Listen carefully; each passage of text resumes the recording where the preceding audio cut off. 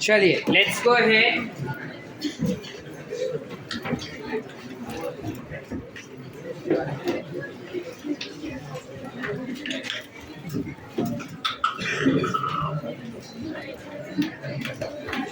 Let's go ahead. We understand next thing is how is our breathing rate regulated, which is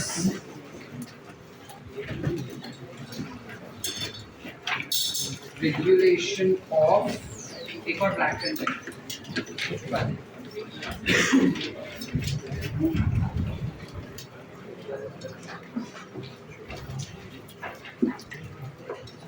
चलो सुनो ध्यान से सुनना ये चीज, ठीक है. It is levied important. तू अभी आई फर्स्ट सेक्शन आई थी विमल है,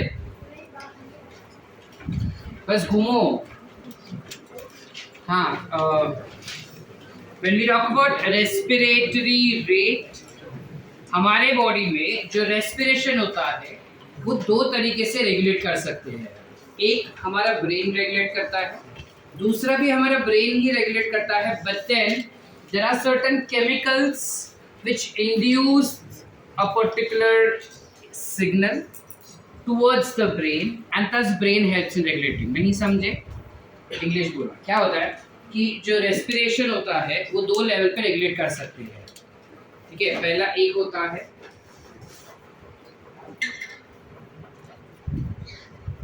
neural control, where you have nervous system which helps in controlling it, only nervous system.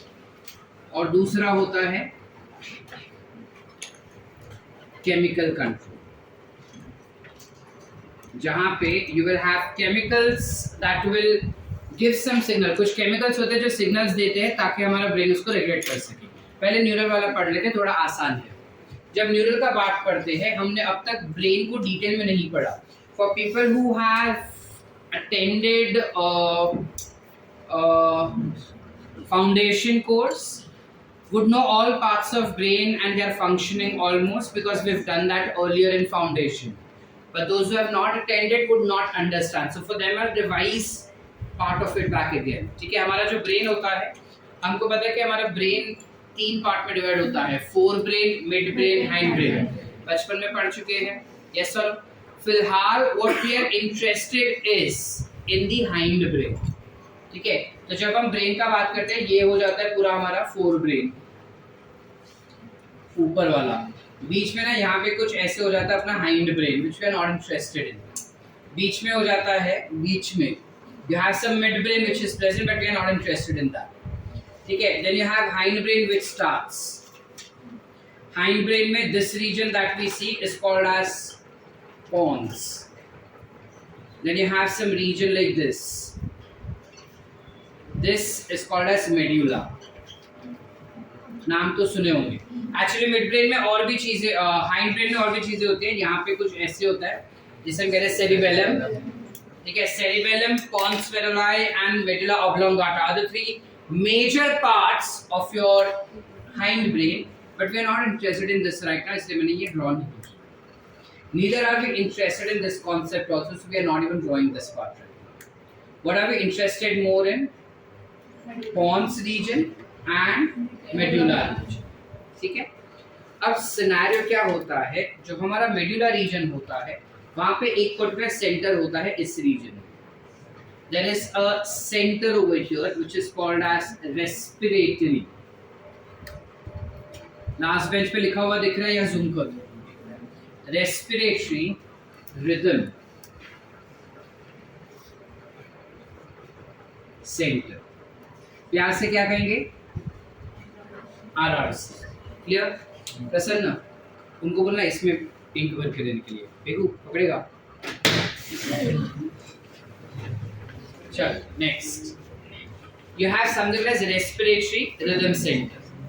इस respiratory rhythm center से कुछ न्यूरॉन्स बाहर निकलते हैं और ये neurons will be directly going to some structures like this. ये स्ट्रक्चर्स तुमको देखते ही पता चलना चाहिए कि सर ने क्या ड्रॉ किया. बताओ क्या है ये? रिब केज हो गया अपना, and you have external and internal intercostal muscles. So some of the neurons from the respiration rhythm center will go to external intercostal muscles, whereas some of the neurons will be responsible for going into diaphragm.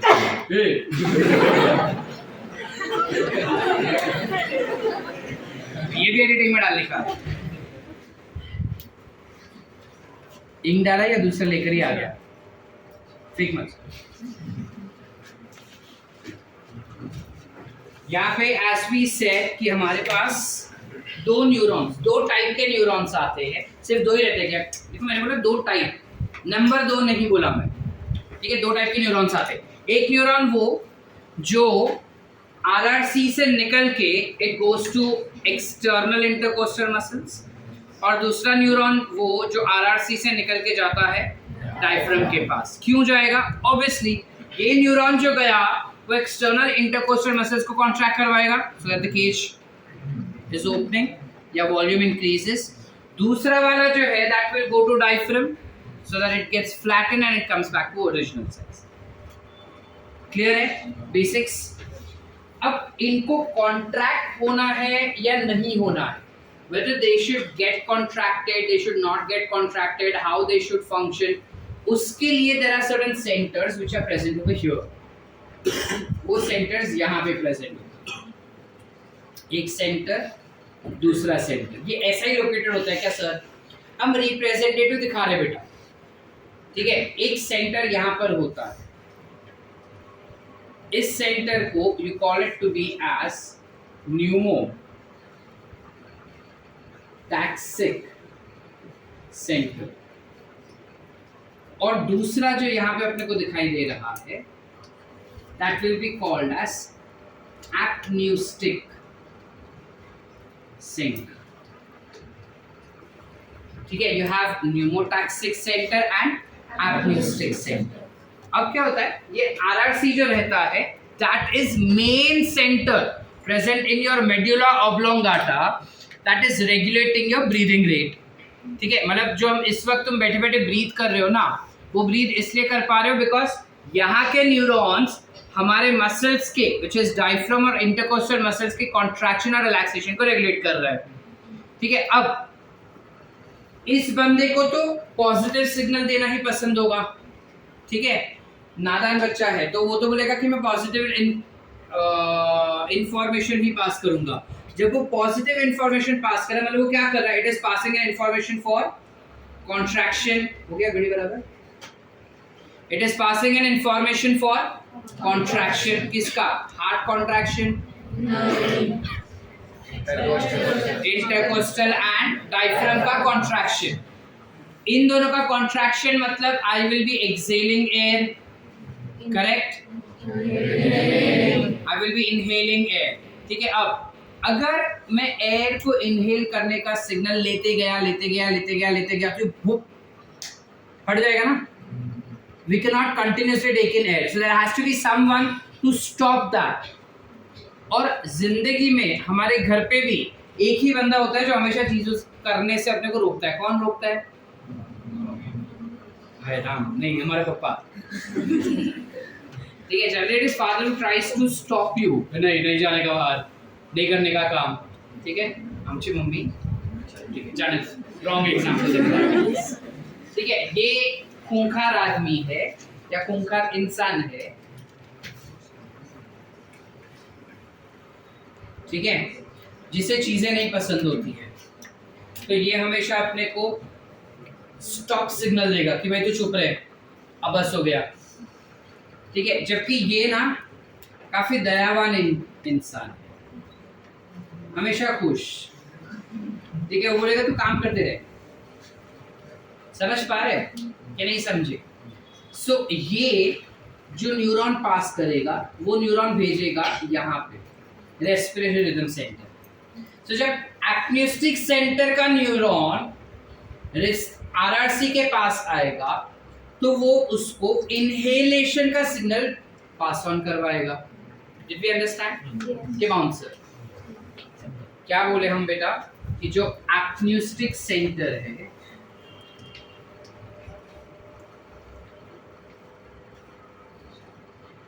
एप्न्यूस्टिक centre passes signal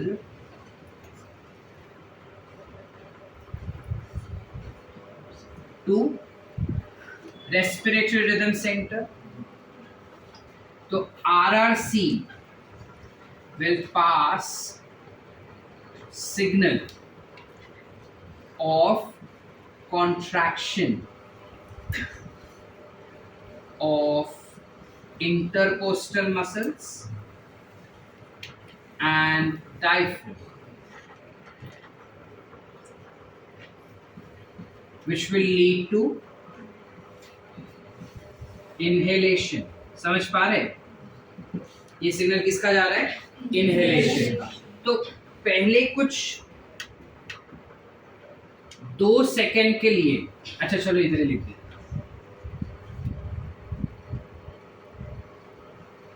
2 second के लिए ये information जाता है जहां पे वो बोलता है कि भाई तुम अभी इनहेल कर सकते हो, यू मे इनहेल, ठीक है। लेकिन once the person starts inhaling और ये न्यूमोटैक्सिक सेंटर को पता चलता है कि उसने तो कॉन्ट्रैक्शन करवाया, तो न्यूमोटैक्सिक सेंटर उसके वहां से फटाक से एक और नर्व भेजेगा टू आरआरसी, और आरआरसी बोलेगा कि चुप रहे, नहीं बोला ना, नहीं जाने का। तो ये कितने देर तक डांटेगा? 3 सेकेंड का। So what is this person doing? जब हम न्यूमोटैक्सिक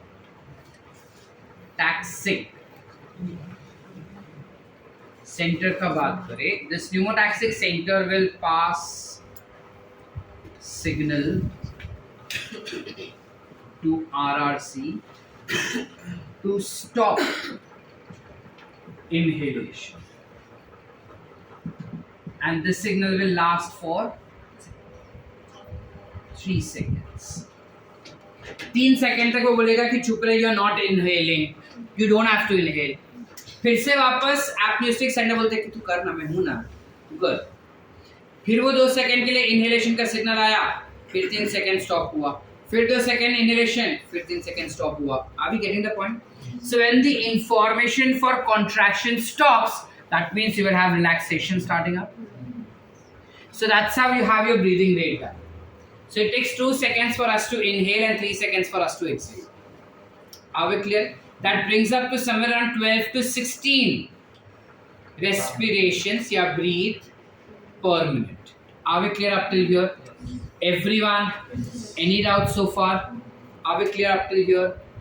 Concept sort? ये हो गया अपना नर्वस सिस्टम कैसे कोऑर्डिनेट करता है अपना ब्रीदिंग रेट। आसान? वंस अगेन और अंडरस्टैंड? नक्की सबको पक्की बात लिखना है कुछ?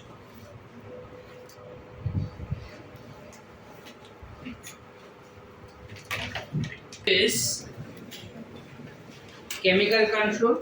अब केमिकल कंट्रोल में एग्जैक्टली क्या होता है? तो केमिकल कंट्रोल के लिए वापस से हमको थोड़ा ब्रेन देखना होगा, ठीक है। जब हम ब्रेन का बात करते हैं, फिलहाल we would directly go for this region. बताओ ये कौन सा रीजन हो गया? मेड्यूला, ठीक है। This becomes your medulla. अब हमें फिलहाल पॉन्स का जरूरत नहीं है, directly medulla will handle things. Now medulla region में there are 2 regions which we are aware already. एक क्या हो जाएगा इधर? This is RRC, respiratory rhythm center. By default वो तो रहेगा ही, because वही respiration कर रहा है ना भाई, तो वो तो होगा ही होगा, ठीक है। इसके अलावा दूसरा सिस्टम भी एक और है यहाँ पे, मतलब दूसरा सेंटर भी है हमारे पास, which is classified to be as chemosensitive area. You have chemosensitive area. अभी chemosensitive area क्या करता है? हमारे आसपास ब्लड के अंदर जब कभी भी कोई भी केमिकल्स का कॉन्सेंट्रेशन चेंज हो जाता है, ये फट से सेंस कर लेता है। Immediately it will sense, and as soon as it senses it, it will go on passing signal to vital organs of your body कि भाई तुम्हारा जो फंक्शनिंग है वो थोड़ा चेंज करना पड़ेगा, बिकॉज बॉडी में पॉइजन फैल रहा है या बॉडी में जो है वो अबनॉर्मल केमिकल्स फैल रहे हैं, ठीक है। अब उसका एक एग्जाम्पल हम यहाँ पे पढ़ रहे हैं, एक एग्जाम्पल तुम पढ़ चुके for cardiac system, regulations of cardiac system, कि हार्ट बीट को एड्रेनालिन नॉर एड्रेनालिन का तुम पढ़ चुके हो, राइट, कि एड्रेनालिन होता है एसिटाइलकोलिन उसको रेगुलेट करता है, एड्रेनालिन, अभी जो हार्ट बीट बढ़ा ना तुम्हारा वो एड्रेनालिन की वजह से बढ़ गया, ठीक है। सो बोला है ना, because you have immediate adrenaline rush, so is the heart rate change. So adrenaline is acting on the muscles and doing that work. But if I talk about another concept altogether, like for example while I'm running, ठीक है, जब हम भाग रहे हैं, जब हम jogging कर रहे हैं, तब हमारे बॉडी में क्या होता है, या जब हम रिगरस एक्सरसाइज भी कर रहे हैं, तब हमारे बॉडी में by default the rate of oxygen requirement will be increasing, yes or no, while there is rigorous activity या फिर exercise in body, तो by default oxygen concentration will decrease in the body, है ना। Oxygen concentration decrease क्यों हो रहा है, is because पहली बार जब तुम नॉर्मली ब्रीद इन करते हो तुम्हारे मसल्स नॉर्मल कॉन्ट्रैक्ट और रिलैक्स कर रहे हैं, बराबर, मतलब इस वक्त मैं ये कर रहा हूँ या ये करूँ तो नॉर्मली ब्रीद और रिलैक्स हो रहा है, लेकिन जब मैं सीढ़ियाँ चढ़ रहा हूँ या मैं भाग रहा हूँ तो ये भागते समय ये होता है। Why does that happen is because while you are running, while you are walking, this mechanism is because your body is asking you to increase the breathing rate. Why does it do so? It's because जब हम normally breathe करते हैं तब carbon dioxide body में जाता है, exchanging अगर हम बताएं, you have carbon dioxide which will be getting converted into bicarbonate and all of that. So there are two mechanisms that tends to make your breathing rate fast. Firstly, जैसे oxygen muscles में जाता है, you will have breakdown of chemicals that will bring about carbon dioxide concentration. तो जब हम exercise कर रहे हैं या भाग रहे हैं, एटीपी अपने को ज्यादा चाहिए, एटीपी ज्यादा चाहिए, इसलिए जो ग्लूकोज मॉलिक्यूल है वो फास्ट ब्रेकडाउन होगा बॉडी में। अब जब ग्लूकोज मॉलिक्यूल फास्ट ब्रेकडाउन हो रहा है तो CO2 का कॉन्सेंट्रेशन बढ़ेगा ना बेटा, तो जो CO2 कॉन्सेंट्रेशन बढ़ रहा है हमारा बॉडी ब्रीदिंग रेट चेंज करके उस CO2 को बाहर फेंकना चाहता है और साइमल्टेनियसली और ज्यादा एटीपी चाहिए, इसलिए ऑक्सीजन भी अंदर ले रहा है। समझ पा रहे, हमारा बॉडी करना क्या चाहता है, एवे नहीं हाफते हम लोग, ठीक है। एक पर्टिकुलर प्रोसेस होता है, मैकेनिज्म होता है जिस वजह से हम हाफ रहे। क्या होता है, जब हम एक्सरसाइज कर रहे हैं रिगरस या फिर भागे या बहुत जोर जोर से नाच रहे, तो generally what happens is your body is trying to produce more amount of ATP, and for it to produce more amount of ATP it tends to break down glucose molecule very quickly, and while it is breaking down glucose molecule very quickly CO2 level is increasing. CO2 is poisonous to the tissues or cells, it may damage that, so to avoid it your body is extracting it outside, और जब उसको बाहर फेंकने वाला है वो तो साथ साथ ऑक्सीजन भी अंदर ले लेता है, ठीक है। समझ पा रहे क्या नहीं समझ पा रहे। एक और चीज, CO2 लेवल बढ़ने के साथ साथ जब CO2 लेवल बढ़ जाता है तो ब्लड के अंदर बाय डिफॉल्ट हाइड्रोजन आयंस का कॉन्सेंट्रेशन भी बढ़ेगा। How come sir, go back to yesterday's lecture, हम क्या बोले कि जब कार्बन डाइऑक्साइड टिश्यू से ब्लड में आता है it immediately gets into that carbonic anhydrase वाला cycle and forms what, bicarbonates and hydrogen ions, so hydrogen ion concentration increases। अब ये पूरा होते हुए ब्लड में जाता, अपना ब्लड जो है वो लंग्स के पास आएगा, लेकिन लंग्स के पास आने के पहले वो जाएगा हार्ट के पास, यस और नो, और हार्ट के पास आते हुए बुक करके पंप हो जाएगा। सो while it is pumping from heart, try and understand, जब हमारे हार्ट से you have blood that is getting pumped, oxygenated blood that is getting pumped, aorta से वो आगे भी जाता है, यस और नो। अच्छा, तुम्हारा एरोटा ऐसे, you have this as your aorta through which things is going out like that। तो एक होता है जिससे हम कहते हैं carotid artery, and then you have aorta which is present. Yes or no? So whenever heart से ब्लड बाहर जाना चाहता है, तो हार्ट से जब ब्लड बाहर जाता है, generally this higher concentration of hydrogen ions sense करने के लिए you have some chemosensitive area present in carotid artery as well as in aorta. So chemical control के लिए you have carotid chemo sensitive area as well as we would have aortic chemosensitive area. बराबर बेटा, समझ पाए?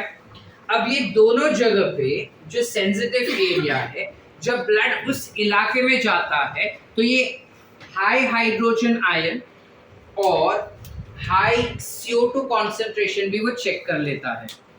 ये दोनों ही sense करेगा जब ये रीजन, तो वो इंफॉर्मेशन भेजेगा हमारे कीमोसेंसिटिव एरिया पे। समझ पा रहे हैं? वहां पे सेंस करने के बाद वो देता है ब्रेन के पास इंफॉर्मेशन कि भाई देखो जरा, ऐसा हमने देखा कि हाइड्रोजन और CO2 का कॉन्सेंट्रेशन बढ़ गया, ठीक है। तो जैसे ही ये कीमोसेंसिटिव एरिया ऐसा मापता है और बोलता है ओ हो ये तो बहुत ज्यादा बढ़ रहा है करके, तो वो सीधा RRC को जाके बोलते हैं कि भाई तो जो 12 और 16 बारी ब्रीथ कर रहा है ना, या ब्रीथिंग करने का इन्फॉर्मेशन दे रहा है, उससे कुछ नहीं होगा, इस पर्टिकुलर रिदम को तुझे चेंज करके और बढ़ाना होगा, नहीं तो इंसान मर सकता है। अब और बढ़ाना होगा, उसके लिए वो ब्रीथ फास्ट करना शुरू करेगा। ब्रीथ फास्ट किया तो ब्लड को भी पंप फास्ट होना होगा, तो तुम्हारा हार्ट रेट भी फास्ट हो जाता है। Did we understand the pathway? एक और बार क्या हो गया देखो, हमारे बॉडी में during rigorous exercise, during rigorous activity by the body, there are 3 things that happen. पहला, हमारा ऑक्सीजन रेशियो कम हो जाएगा। दूसरा, CO2 एंड हाइड्रोजन आयंस का कॉन्सेंट्रेशन बढ़ जाएगा। रिदम को चेंज करने के लिए ये दोनों ही काम लगते हैं, ये काम नहीं लगता। Oxygen has no role to play in chemosensitive area, it is CO2 and hydrogen that has a role to play in respiration system. So carbon dioxide और हाइड्रोजन आयन का कॉन्सेंट्रेशन जब बढ़ जाता है, तो हमारे हार्ट के जो आर्टरीज और वेन्स होते हैं, स्पेसिफिकली जो आर्टरीज होते हैं, उसके अंदर कुछ कीमोसेंसिटिव एरिया होते हैं which senses that the carbon dioxide level is increasing in the blood.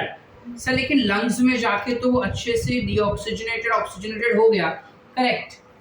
Here we are discussing about the abnormal ratio. समझ पा रहे हैं? We are discussing about the abnormal activity. जोर जोर से सांसें फूलना ये नॉर्मल नहीं है ना, हम बैठे बैठे तो नहीं करते है ना, हम बैठे बैठे हाफते नहीं है कुत्ते की तरह। क्यों नहीं हाफते? Because you have a normal CO2 ratio which is 40 होना चाहिए, normal oxygen ratio which is 95 होना चाहिए, वही चल रहा है। अब यहाँ पे क्या हो जाता है कि अब नॉर्मल हो जाता है तो 40 से बढ़ जाता है और ये 95 से कम हो रहा है, ये अब नॉर्मल हो गया, तो उससे 45 हो जाएगा। क्या 45 नहीं होगा? 45 हुआ तो कम्प्लीटली डीऑक्सीजनेटेड ब्लड हो जाएगा। 40 से बढ़ जाता मीनिंग इट विल बी 41 और 42। Under this condition hydrogen ion concentration is also increasing. So this increase in hydrogen ion concentration first. Second, increasing in CO2 concentration. Now CO2 concentration not with regarding carb amino hemoglobin but regarding HCO3 minus we are talking about. तो जब इसका concentration बढ़ेगा और इसका भी concentration बढ़ेगा, by default oxygenated blood के अंदर का ऑक्सीजनेटेड ब्लड कैरी करने वाले जो आर्टरीज है, that is aorta and carotid artery, उनके अंदर present chemosensitive area will sense this abnormal concentration. ये अबनॉर्मल कॉन्सेंट्रेशन जैसे ही वो सेंस कर लिया, वो इंफॉर्मेशन भेजता है ब्रेन के chemotactic centre, that is chemosensitive centre को। This is very very sensitive to what? CO2 and hydrogen का कॉन्सेंट्रेशन। सेंस करते ही, अब नॉर्मल चीजें सेंस करते ही वो RRC को बोलता है, क्या बोलता है? इतना कम ब्रीदिंग से नहीं चलेगा. Increase your breathing rate. We need more oxygen. We need more CO2 to go outside. So for that reason, what will happen? RRC जो है वो contraction और relaxation के signals और ज़्यादा fast कर देगा. समझे कि नहीं समझे? This is the second mechanism, which is chemical control that is done by your body for regulating the rate of breathing. Are we clear up till here? Chemical वाला clear, neural वाला clear. Neural में हम क्या बोले थे? Pneumotaxic centre था और एप्निस्टिक centre था, जो नॉर्मल ब्रीदिंग बता रहा था कि कब ब्रीथ करना है कब ब्रीथ नहीं करना है. यहाँ पे हमने क्या बोला? CO2 और हाइड्रोजन आयन का concentration change is been sensed by chemosensitive materials, that is chemosensitive areas. chemosensitive area दो रीजन में होगा, एक पेरिफेरल ऑर्गन्स में और एक न्यूरल ऑर्गन्स में. सो नर्वस सिस्टम जो है एक वहां पर भी है और एक पेरिफेरल रीजन में भी. Are we clear? Did we understand so far?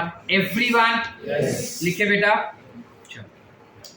NCERT में सारा सब कुछ दिया, बट इतना क्लियरली नहीं दिया जितना क्लियरली हम इसको बात कर रहे हैं. तो कोशिश करना कि खुद के टर्म्स में अच्छे से हम एक्सप्लेन करके लिखें. ठीक है? नेक्स्ट टाइम से ahead हुआ क्या? Let's go ahead to understand the last part, which is disorders.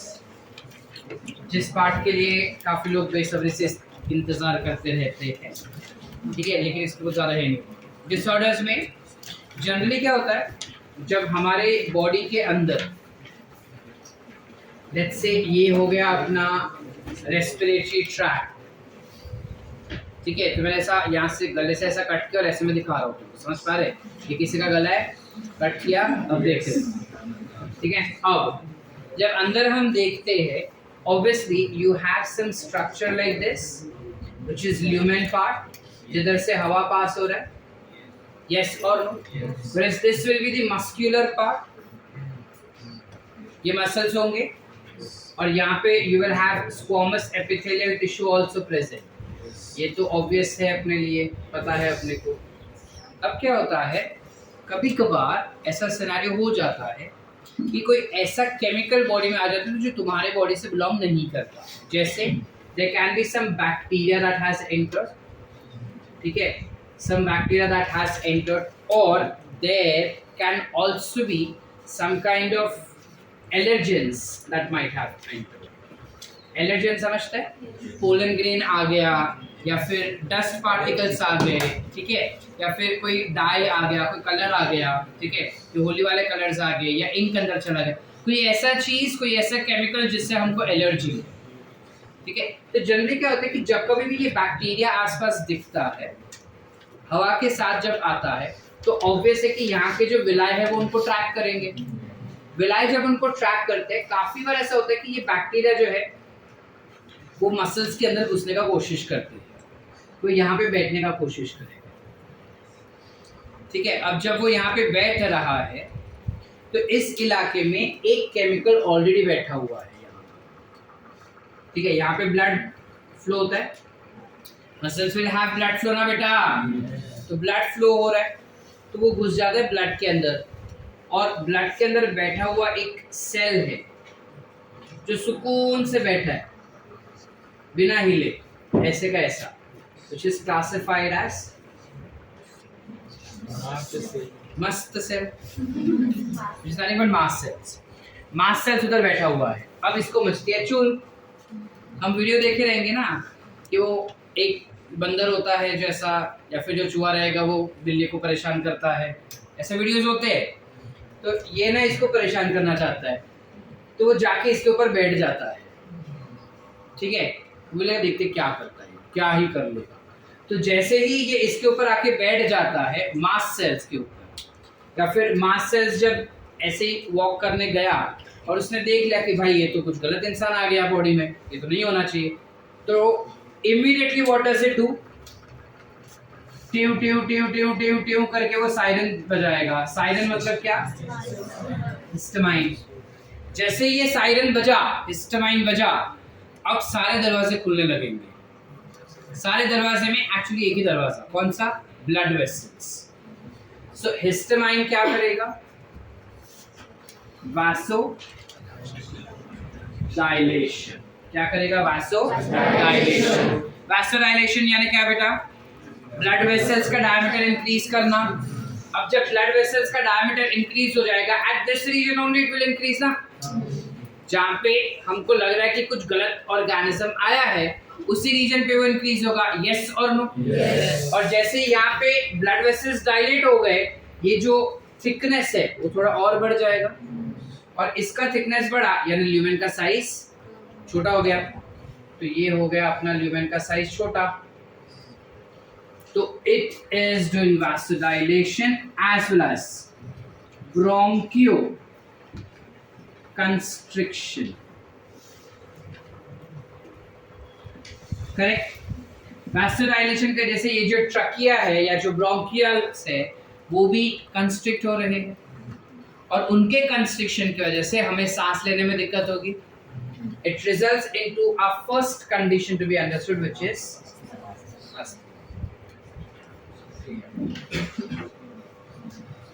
Are we clear? Yes or no? Yes. So asthma एक चीज होता है because of something classified to be as allergic reactions. Allergy की वजह से हो सकता है, ठीक है। बैक्टीरियल इन्फेक्शन की वजह से अगर हुआ ना, अगर बैक्टीरियल इन्फेक्शन की वजह से ये पूरा चीज हो रहा है, तो it leads to preliminary stage of asthma to what you call it as bronchitis. Because ये जो thickness इधर बढ़ गया ना, इसका भी ऐसे, that increase in thickness is called as inflammation, which is because of histamine. You know that histamine generates inflammatory condition. ठीक है? क्या बोला मेरा कि जब कभी भी हम ब्रीथ करते हैं तो कोई एलर्जिक पार्टिकल्स अंदर जा सकता है या तो कोई बैक्टीरिया अंदर जा सकता है। एलर्जिक पार्टिकल या बैक्टीरिया जैसे ही अंदर जाता है वो कोशिश करता है ब्लड के अंदर घुसने का, क्योंकि वहां से उसको न्यूट्रिएंट्स मिलेंगे। तो जैसे ही allergic particle does not try to enter in blood, but then your blood keeps on floating, so it can recognise कि अच्छा ये अपने बॉडी से बिलोंग नहीं करता, तो उसके अगेंस्ट रिएक्ट करेगा। तो उसमें मास्ट सेल सबसे पहले रिकॉग्नाइज करेगा कि भाई ये तो अपने बॉडी से बिलोंग नहीं करता, इसलिए उसने सिग्नल फेंका। क्या सिग्नल फेंका? हिस्टामाइन। क्या फेंका? हिस्टामाइन गया। अब हिस्टामाइन जैसे ही गया ना, तो उसने क्या किया? हिस्टामाइन जा जाके सबको बोला ये कोई आया, ये कोई आया, ये कोई आया। तो सब भागे देखने को कौन आया। ठीक है? अब जैसे सब भागे आसपास, अभी 10 जैसे लोग रहे मरा बहुदे, ठीक है? अब ये करके जब भाग रहा है तो ब्लड वेसल्स डायलेट हो जाएगा ना। ब्लड वेसल्स डायलेट हुआ तो ऑब्वियसली जो ल्यूमेन इलाका था वो भी नैरो हो जाएगा, और वो नैरो हो गया तो ब्रीदिंग पैसेज जो था that becomes narrow. This leads to nothing but asthma. So histamine leads to inflammation, that is bronchitis, which ultimately results in asthma. Why did histamine release? Because of allergic reactions. There could be other way around also. एक और reason उसका हो सकता है, which is hyper sensitivity, also called as immune hypersensitivity. Immune hypersensitivity क्या होता है बेटा? मास्ट सेल्स जो होते हैं जब वो हिस्टामाइन रिलीज करते हैं, तब उसके हिस्टामाइन रिलीज करते ही you have a type of immunoglobulin that comes out, which is IgE. I don't know whether sir has taught you about this or not. IgE is one of the immunoglobulin. Immunoglobulin म्हणजे antibodies. Antibodies पढ़ा है? देखो हमने क्या पढ़ा है circulation में कि जब कभी भी कोई फॉरेन पार्टिकल आता है, WBCs recognize this foreign particle और उसके अगेंस्ट एंटीबॉडीज बनाता है। एंटीबॉडीज अलग अलग क्लास के होंगे, antibody A, B, C, D, E नहीं होते। You have IgA, IgG, चलो आई राइट डाउन, ये नहीं पढ़ा होगा तुमको, है ना? सुनो मैं बताता हूँ। 5 कैटेगरी का होता है, IgA, IgG, IgE, IgD, IgM। ठीक है? ठीक है। ये मैडजी जिसे हम याद रखते हैं, MADGE, मैडजी। ठीक है? या मैगेट भी याद रख सकते हैं। बट मैगेट ना कोई टर्म नहीं बनता, MEGED, ठीक है। हाँ, gamed, GAMED is also fine, ठीक है। इसी का गेम बजा दिया मतलब ये। तो अभी सिनेरियो क्या हो रहा है इसके अंदर, ये सारे ना एक्चुअली 12th में तुम वापस से पढ़ोगे जब तुम हेल्थ एंड डिजीज चैप्टर आएगा, तब सर ये करवाएंगे, अभी नहीं। इसमें ये वाला जो एंटीबॉडी होता है IgE क्लास का, वो सिर्फ तब रिलीज होता है हमारे बॉडी में जब एलर्जिक रिएक्शंस होना होता है, and this is released in coordination with histamine.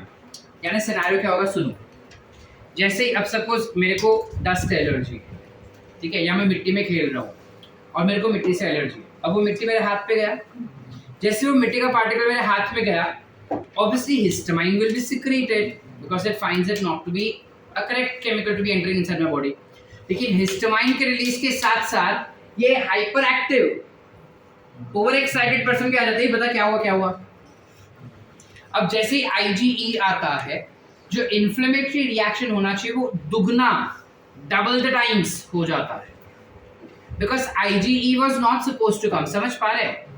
जैसे for example if there are certain basic, जैसे लेट्स से कि अगर हमारा यहाँ पे बत्ती नहीं आ रही है, ठीक है, लाइट नहीं है, या इधर ये जो ट्यूबलाइट है वो खराब हो गया है, ठीक है, तो या फिर ये एक क्लासरूम ही है जिसका, ये एक रूम है जिसका लाइट नहीं आ रहा है, तो हम डायरेक्ट मोदी को कॉल करते क्या कि देख जरा इधर लाइट नहीं आ रहा, क्या हो रहा है करके।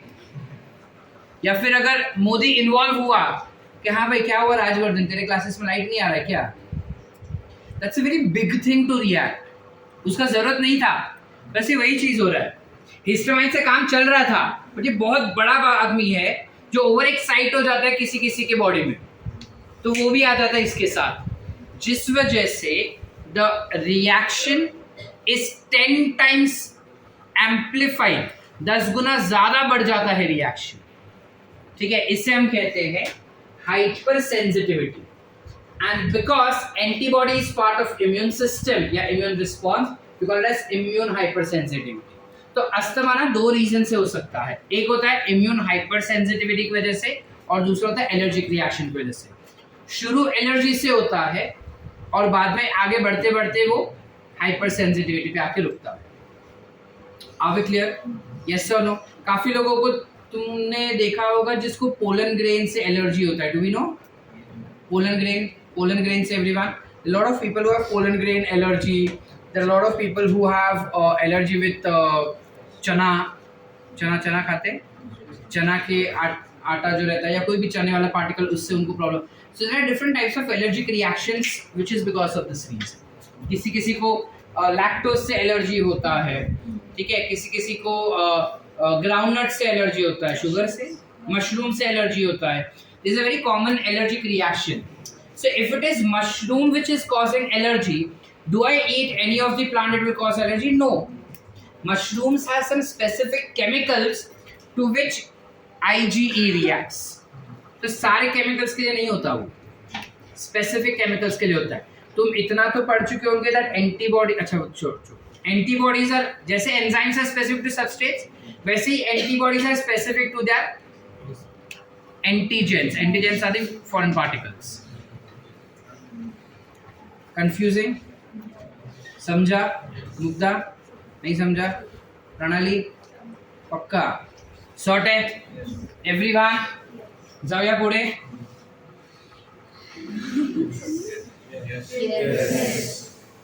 That's with regarding asthma, the first disorder. Second disorder that we have to understand is called as emphysema. You have something called as emphysema. अब एम्फाइसेमा में एग्जैक्टली होता क्या, ठीक है। अब इसमें क्या होता है कि हमारे बॉडी में नॉर्मली जब हम रेस्पायर करते हैं तो things go into lungs. Lungs के अंदर किस में जाता है? एल्वियोलाई। और एल्वियोलाई के आसपास you have a particular wall, yes और no, which is alveolar wall.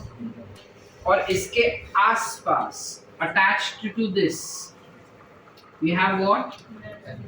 Blood vessels, where you will have exchange of gases taken place. Okay, now Now you require the walls of alveoli to remain like this. Only then the exchange will be correctly done. समझ पा रहे हैं कि नहीं समझ पा रहे हैं? यानी अगर हमें किसी का हाथ पकड़ना है तो हम ऐसे पकड़ेंगे तो ही पकड़ पाएंगे ना, ऐसे करने से पकड़ नहीं पाते, ऐसे करने से भी नहीं पकड़ पाएंगे. You require it to be taught, ऐसे ही पकड़ना पड़ेगा.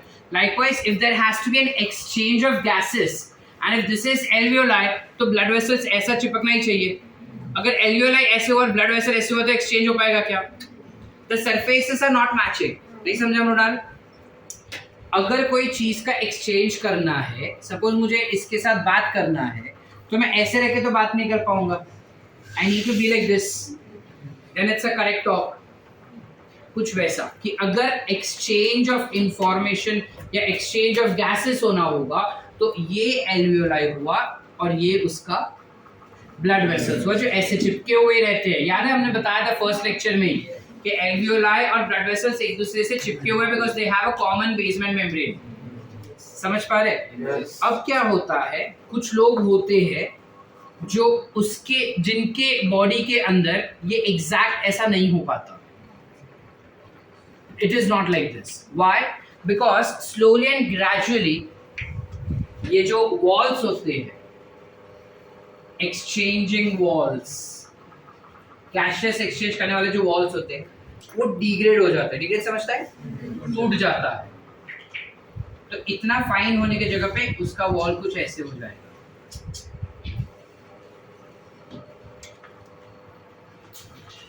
समझ पा रहे? तो जो blood vessels, ideally even blood vessels are like this. Blood vessels ऐसे ही थे.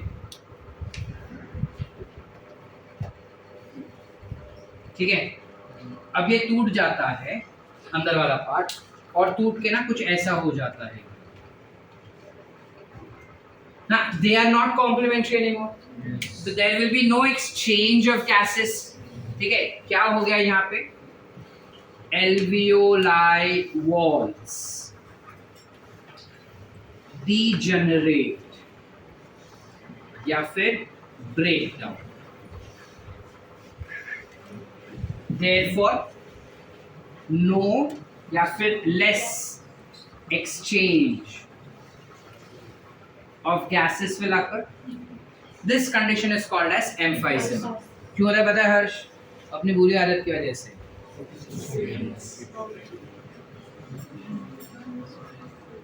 Because of smoking. ठीक है हर्ष? तेरा नाम लेते ही सब बोले smoking. This basically occurs because of smoking. Are we clear up till here? Everyone? Everyone? Yes. Any doubts? नक्की. समझा पार्ट? इसलिए स्मोकिंग नहीं करने का. ठीक है, ऐसे लोगों को बताने का. क्लियर है? Is there any cure for emphysema? Yes, there is cure for emphysema. You can cure this. हम ना उसको क्योर मतलब क्या, जितना टूट गया ना उसको रिवर्स नहीं कर सकते, बट जो बचा हुआ है उसको बचा सकते हैं. समझे? जले हुए इस पेपर में वापस पेपर नहीं लगा सकते या ग्रो नहीं करवा सकते, लेकिन उसको पूरा जलने से बचा सकते हैं. कुछ वैसा पार्ट. ठीक है. Are we clear? एम्फाइसेमा क्या होता है? Last one thing that we have,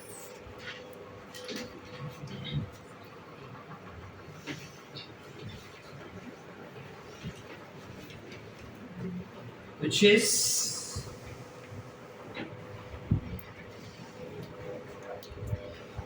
occupational respiratory. क्या है? occupational respiratory disorders. ORD. अब ऑक्यूपेशनल रेस्पिरेटरी डिसऑर्डर्स नाम से ही पता चलता है कि किसी के जॉब के रिलेटेड है. ठीक है. तो कोई जॉब किया और हमको सर सांस लेना बंद हो जाते हैं, एकदम से वैसा नहीं होता. But there are some jobs which do promoted. कुछ ऑक्यूपेशन, जैसे अगर कोई कोल माइनिंग में यानी कोयले की खान में काम कर रहा है, ठीक है, या फिर अगर कोई कॉटन इंडस्ट्री में है, ठीक है, या फिर अगर कोई स्टोन इंडस्ट्री में है। स्टोन इंडस्ट्री क्या हो गया, जो पत्थर बना रहा है, टाइल्स वगैरह बना रहा है, उस इंडस्ट्री में हुआ। हाँ, स्पेस कोस्टर्स बोलते हैं उसको। नहीं, स्पेस ऊपर जाने वाला स्पेस कोस्ट नहीं, वो उसका जॉब नहीं। These are some of the jobs where you have certain soil या dust particles that the person is constantly। अब क्या होगा कि जब कोई बंदा ऐसे टाइप के कंपनी में काम करता है ना, कॉन्स्टेंटली कुछ फिलामेंट्स हम इनहेल करेंगे ही बाय डिफॉल्ट, कोई ऑप्शन नहीं है उसमें। तो सीन क्या होता है कि अगर ये हमारा, मैं खाली एक करके दिखा रहा हूँ तुमको। सपोज ये ऐसा हमारा रेस्पिरेटरी सिस्टम है। तो ये रेस्पिरेटरी सिस्टम में क्या होता है कि ये जो गंदे पदार्थ है, तो सारे गंदे पदार्थ कोशिश करता है कि अंदर आने के बाद ना वो यहाँ पे से चिपक जाता है। अब जैसे वो चिपक जाता है, क्योंकि लाइट वेटेड होगा ना, डस्ट है, तो it tends to get stuck in your respiratory tract. So while it gets stuck in your respiratory tract, you have WBCs which will recognize it to be as non-self, and WBCs will start acting on it. WBCs ने उस पर act किया। अब जब वो act करता है तो इसको निकालने का कोशिश किया, उसने निकल गया। अब प्रॉब्लम क्या है कि बंदा ना इसके साथ नॉन स्टॉप एक्सपोज है, समझ पा रहे? जॉब अगर इस कंपनी में कर रहा है कोई, तो ऑब्वियसली 9 से 10 घंटा जॉब रहेगा, तो 9 से 10 घंटा कंसिस्टेंटली वो इस पार्टिकल से एक्सपोज हो रहा है। तो कुछ WBC आया, उसने निकालने का कोशिश किया, फिर वापस से वो आया तो WBC ने निकाला। अब बार बार सेम चीज करेगा तो बोलेगा ना कि जा भी तू कर ले अपने आप से, मेरे को नहीं करवाने का। तो अब क्या बोलता है WBC सेट कि मैं कोशिश तो कर रहा हूँ ना। अब सारे WBC ना इकट्ठा इधर आ जाते हैं और कोशिश करते हैं उसको निकालने का, फिर भी वो नहीं निकलता, जिस वजह से क्या होता है, धीरे करके ये जो गंदे पदार्थ है वो यहाँ पे आके चिपकने लगे, लेकिन उसको कोई निकाल नहीं रहा। और क्योंकि वो निकाल नहीं रहा है कोई, वहाँ पे फोड़ी जैसा स्ट्रक्चर हो जाता है। तो what you call it as fibrosis. You call it as fibrosis. Cyst जैसा हो जाता है। सिस्ट समझता है, फोड़ी ही होता है एक्चुअली एक टाइप का। तो वहाँ पे सिस्ट जैसा स्ट्रक्चर हो जाता है। अब एक सिस्ट हुआ, दूसरा सिस्ट हुआ, तीसरा सिस्ट हुआ, बहुत सारे सिस्ट हो जाते हैं। और इन सिस्ट के होने की वजह से उस बंदे का रेस्पिरेशन में अब नॉर्मलिटी दिखाई देगा, ऑब्वियस है, बिकॉज ल्यूमेन नैरो हो गया इस वजह से। ठीक है, so this is nothing but occupational respiratory disorder. तो अलग अलग टाइप के डिसऑर्डर्स हो सकते हैं। You have something called as silicosis. अगर ये फाइब्रोसिस सिलिका की वजह से हुआ, सिलिकोसिस। वो एस्बेटॉस करके केमिकल होता है। एस्बेटॉस पता है, वो छपरा होता है, पता है, ऐसा चाली चौल सिस्टम रहता है, उसके ऊपर ऐसा छपरा लगाते हैं, Chhapra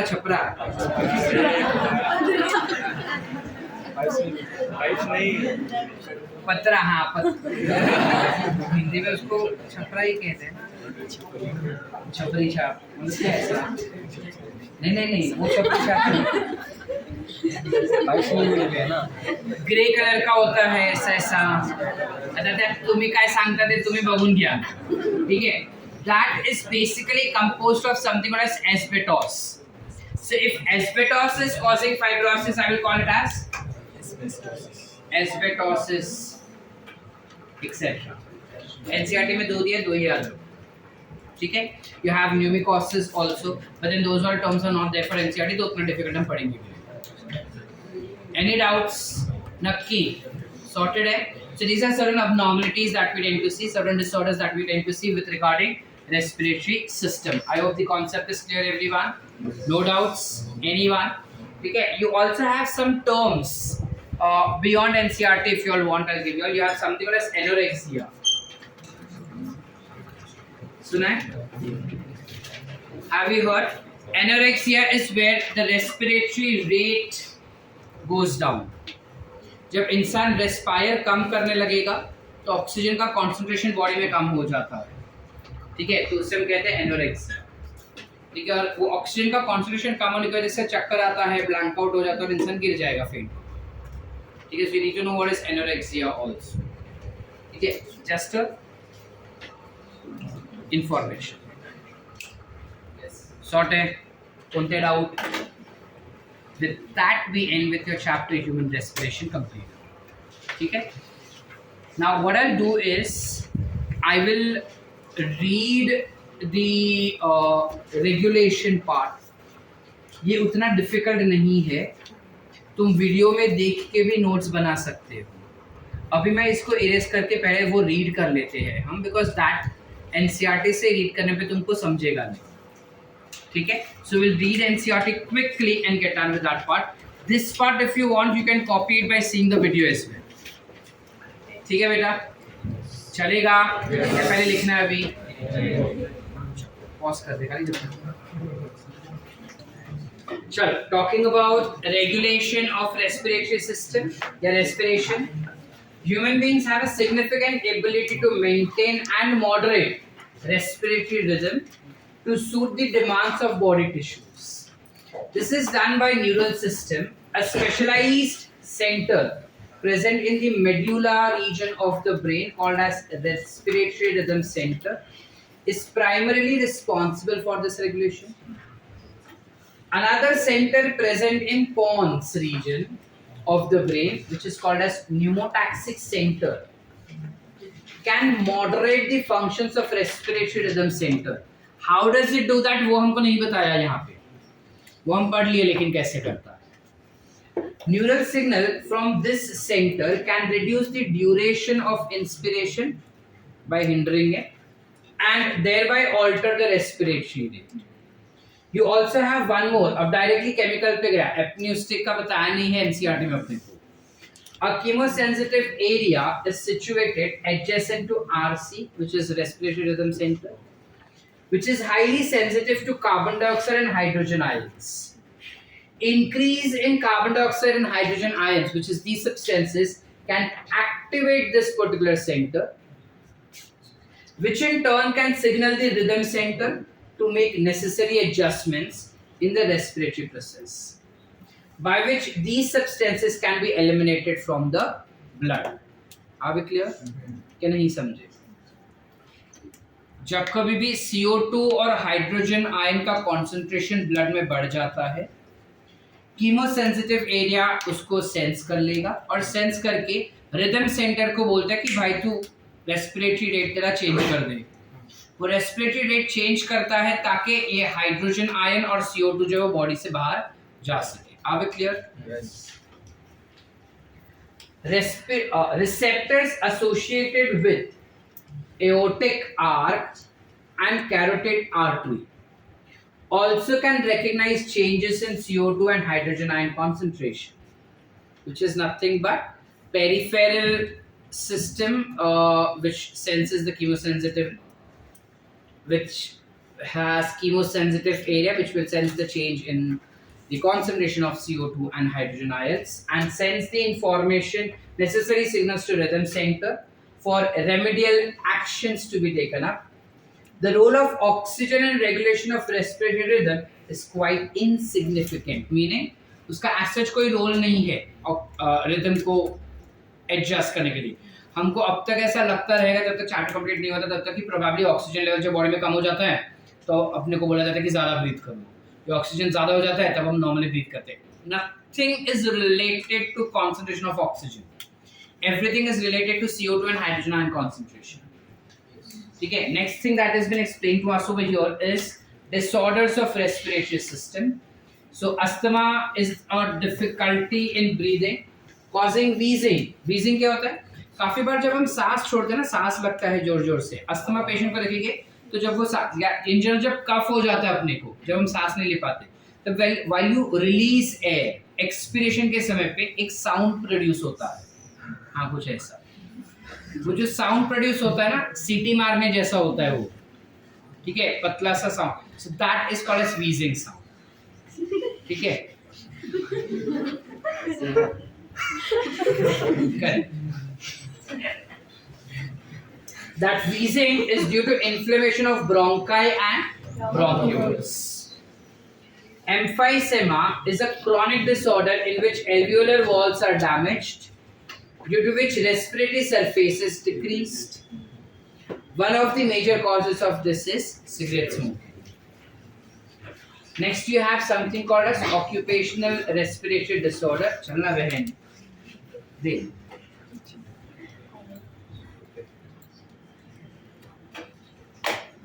Occupational respiratory disorder is telling us what? In certain industries, especially those involving grinding or stone breaking, so much dust is produced that the defense mechanism of the body cannot fully cope with this situation. Long exposure can give rise to inflammation leading to fibrosis. Fibrosis क्या होगा? Proliferation of fibrous tissues. Fibrous tissues क्या होंगे? Your basement membrane पे जो collagen fibres होते हैं वो multiply होना शुरू हो जाएंगे and thus causing serious lung damage. Workers in such industries should wear protective masks for doing that. Sort है? Yes. With that we end with your chapter. Sir आपने तो बोला एस्बेस्टोसिस सिलिकोसिस नहीं दिया सुखी इंसान. ठीक है बेटा. With that we end with this chapter completely.